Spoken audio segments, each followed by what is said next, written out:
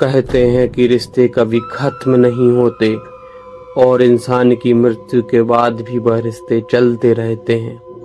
और यदि रिश्ता गहरा और दिल से जुड़ा हो तो इंसान मरने के बाद भी उन रिश्तों को नहीं छोड़ पाता और मरने के बाद भी वह प्रेत बनकर अपनों से जुड़ा रहता है।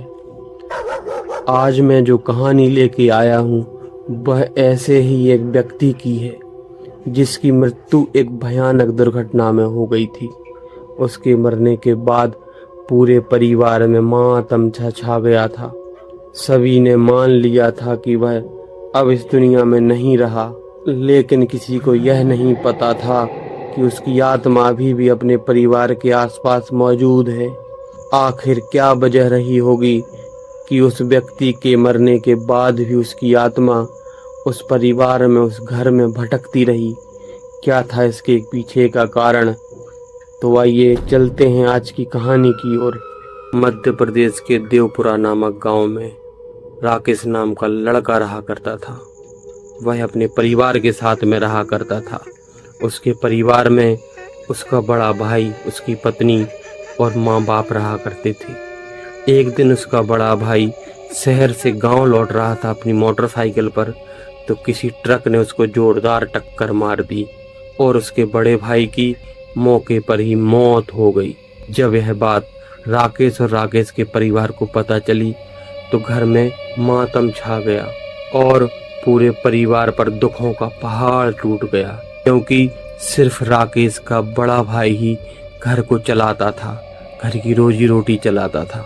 राकेश ने जैसे तैसे अपने बड़े भाई का अंतिम संस्कार किया और अब बात थी कि परिवार को कौन चलाए।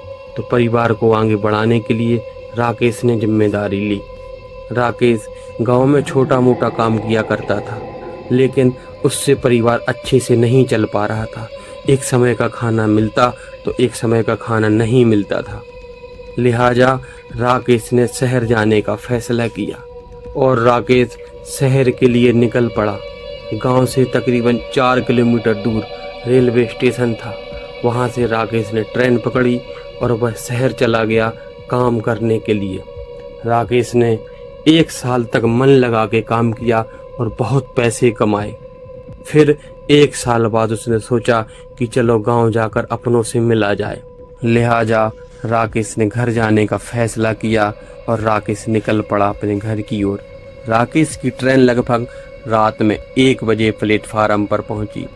रात काफ़ी होने के कारण उसको ऑटो रिक्शा घर जाने के लिए नहीं मिल पा रहा था, इसलिए राकेश ने पैदल ही घर जाने का फैसला किया। राकेश स्टेशन से घर की ओर पैदल ही निकल पड़ा।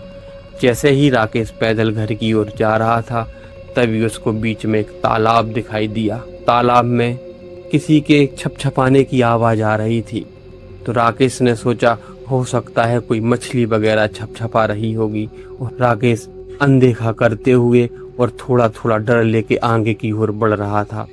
जैसे ही राकेश थोड़ी और आगे के लिए गया, उस तालाब में से एक भयानक चुड़ैल, जिसकी आंखों में गड्ढे थे, एकाएक से निकल के राकेश की ओर झपटी। राकेश की आंखें फटी की फटी रह गईं। राकेश अब थर थर कांपने लगा था। उसने बैग वहीं फेंका और एकाएक से दौड़ लगा दी। जैसे ही राकेश ने दौड़ लगाई, राकेश आगे आगे दौड़ रहा था, वह चुड़ैल उसके पीछे पीछे आ रही थी। राकेश ने सोचा आज मेरा बचना मुश्किल है, लेकिन तभी राकेश को एक और परछाई दिखाई थी। राकेश उस परछाई को पहचान रहा था। वह परछाई उसके भाई की लग रही थी, जो कुछ साल पहले ही एक्सीडेंट में ख़त्म हो गया था। राकेश के भाई ने राकेश को आगे दौड़ाया और उस तालाब वाली चुड़ैल से लड़ाई करने लगा। राकेश यह सब अपनी आंखों से देख रहा था कि कैसे उसका भाई उस चुड़ैल से लड़ रहा है, और यह सब देखकर वह राकेश दौड़ता हुआ अपने घर आ गया। राकेश की सांसें बहुत तेज चल रही थीं। राकेश का सामान वहीं रास्ते में छूट चुका था। राकेश जैसे तैसे घर पहुंचा। घर वालों ने राकेश की यह हालत देखकर घर वाले भी शॉक्ड हो गए और राकेश से पूछा कि ये सब क्या हो गया। राकेश ने बताया मेरे साथ ये सब घटना हुई। तो राकेश के पिता ने बोला शायद आज भी हमारा बड़ा बेटा हमारे साथ में है और हमारी रक्षा कर रहा है। तो ये थी आज की कहानी। यदि हमारी आज की कहानी अच्छी लगी हो तो हमारे चैनल को सब्सक्राइब जरूर करें। धन्यवाद।